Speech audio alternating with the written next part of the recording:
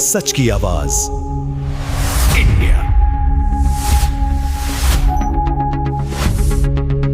आप देख रहे हैं सच की आवाज़ इंडिया। मैं हूं मोहन सिंह नरवरिया। आज हम ग्राम खरेड़ में हैं, जहां भारतीय जनता पार्टी का एक कार्यक्रम था, जिसमें भारतीय जनता पार्टी के 12 वर्ष पूर्ण होने पर यह कार्यक्रम रखा गया। इस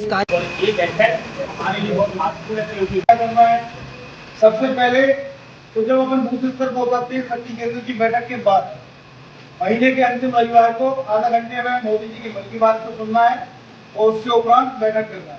तो एक रजिस्टर जो है वहाँ बूथ पर भी बनेगा। तो जो हमारे शक्ति केंद्र के प्रभारी हैं उन्हें 5 बूथ दिए गए हैं, वो उन 5 बूथों की चिंता करेंगे कि उन 5 बूथों में उनकी ड्यूटी निर्गत करने में लगे हुए हैं। सभी कार्यकर्ता जोरदार तालियों के साथ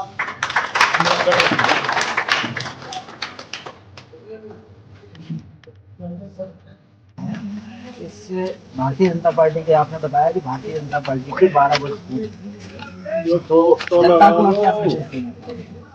क्या ये कोई कार्यक्रम नहीं था, एक बैठक थी, हमारे कार्यक्रम ये मासिक बैठक हर वर्ष होती है, हर माह होती है। एक मंडल स्तर पर, मंडल के बाद शक्ति केंद्र स्तर पर और फिर बूथ स्तर पर। महीने में ऐसी 3 बैठक ये है जिले स्तर पर भी बैठक होती है और हमारी कोर कमेटी की बैठक है। आदरणीय नरेंद्र भाई मोदी जी के 12 वर्ष का कार्यकाल पूर्ण होने पर जो कार्यकाल आप सबने भी देखा, इस प्रकार उन्होंने जो वादे किए थे, जो संकल्प लिया था, उन संकल्पों को सिद्ध किया। अगर भारतीय जनता पार्टी का संकल्प था कि राम मंदिर बनाएंगे तो राम मंदिर हमने बनाया। धारा 370-35 से हटाने का संकल्प लिया था, तो वो भी आदरणीय नरेंद्र भाई मोदी जी के नेतृत्व में हुआ।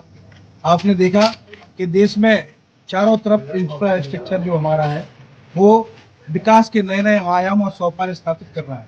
आदरणीय नरेंद्र भाई मोदी जी ने 12 वर्ष का जो कार्यकाल है, उस कार्यकाल में इस देश को बहुत कुछ दिया है। देश को सशक्त और मजबूत बनाया है, हमारी सेना को सशक्त और मजबूत बनाया है।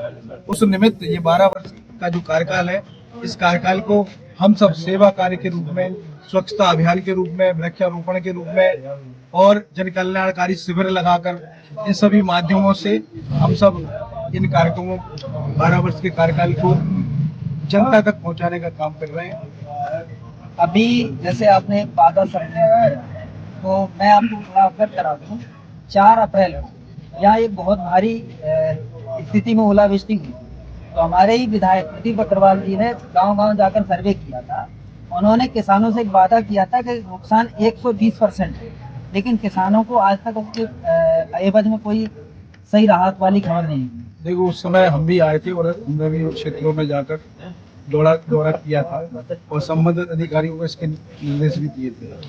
उनने जो भी रिपोर्ट बनाकर ऊपर भेजी होगी, उस पर आपने संज्ञान में डाला है, तो हम भी चर्चा करेंगे, कलेक्टर साहब से भी चर्चा करेंगे और माननीय अगर मुख्यमंत्री जी से भी चर्चा करना होगी तो एक दूसरा सवाल आपसे ये भी है, जैसे दतिया की सीट खाली हुई और वहाँ उपचुनाव होना तय है, तो अभी तक तो क्या होता था कि दतिया में कांग्रेस बनाम बीजेपी चुनाव होता था, लेकिन इस बार वहाँ तीसरी पार्टी आजाद समाज पार्टी के दामोदर भाई भी एंट्री मार रहे हैं।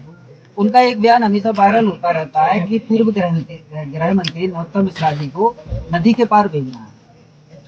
देखिए, भारतीय जनता पार्टी का मजबूत संगठन है, सशक्त संगठन है और लगातार भारतीय जनता पार्टी अपने काम के आधार पर जनता के बीच में जाती है और काम के आधार पर ही हम जनता के बीच में फिर जाएंगे।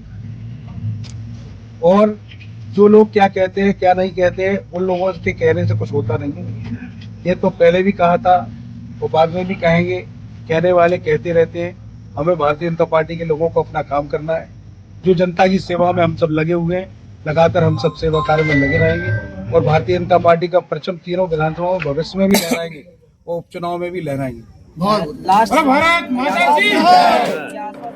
कि अभी जो ओलावृष्टि में इनको नहीं मिला है मुआवजा वगैरह, इसकी आप एक प्रमुखता से आपने जो विषय बताया, याद दिलाया है, उसमें कलेक्टर साहब से भी चर्चा करेंगे और ऊपर भी चर्चा करने का प्रयास करेगी कि अगर ऐसा है तो उसको वहां तक पहुंचना चाहिए।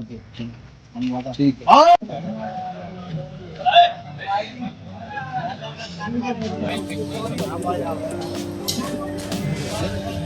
प्रभारी जी को मंडल प्रभारी बैठ लेते